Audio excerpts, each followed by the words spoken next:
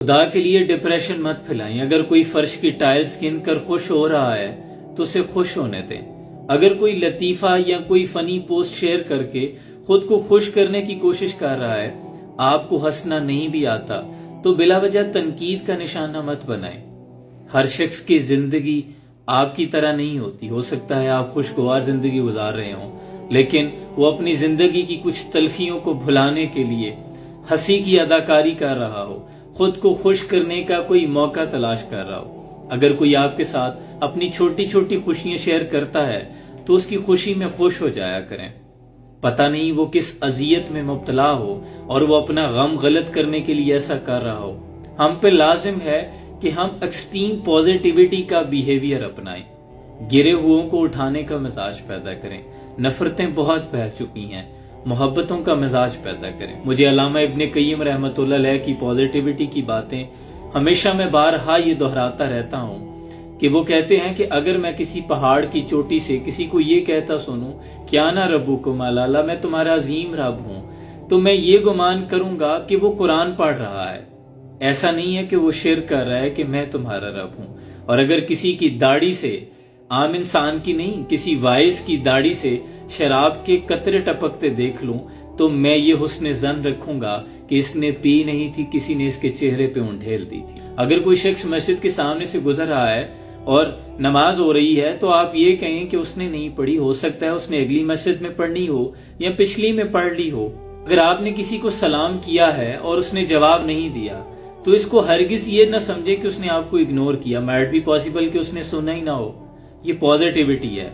अगर किसी taxi driver के साथ किसी पब्लिक प्लेटफॉर्म पे कोई लड़की या कोई औरत बैठी है तो हो सकता है वो उसकी घरवाली हो, वो अपने फैमिली मेंबर हो सकते हैं। हमें हर हाल में पॉजिटिव रहने का जो हुक्म है वो यही है। और अल्लाह भी फरमाता है तुम मुझसे जैसे गुमान रखोगे मैं तुम्हारे लिए वैसा ही हूं। तुम अगर ये समझते हो कि मैं तुम्हें बख्श दूंगा, गफूर रहीम हूं, तो मैं यकीनन गफूर रहीम हूं। लिहाजा हमेशा पॉजिटिविटी रखें। मुआशरे में ऑलरेडी हर शख्स अपनी जिंदगी में जिहाद कर रहा है। मेरे नजदीक तो यही है, हर बंदा जिहाद में मसरूफ है।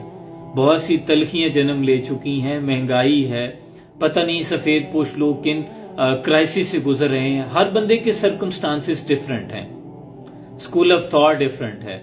इसलिए अगर कोई खुश हो रहा है ना तो उसे खुश होने दें। सोशल मीडिया पर भी आकर बिला वजह लोगों में तनकीद ना फैलाएं। लोगों में हमेशा ऐसा ना हो कि आप सिर्फ डिग्रेड लोगों को करते रहें। हर चीज में पॉजिटिविटी तलाश किया करें।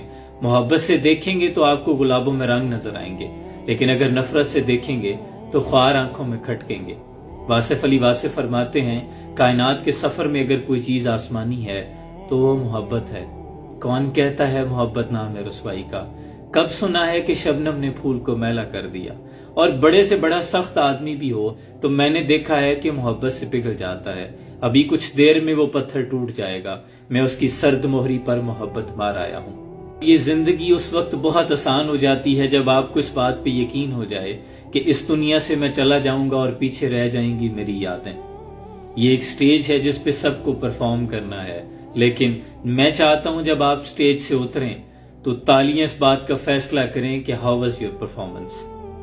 फिर सब ये कहें कि यार क्या इंसान था, क्या कमाल शख्सियत थी।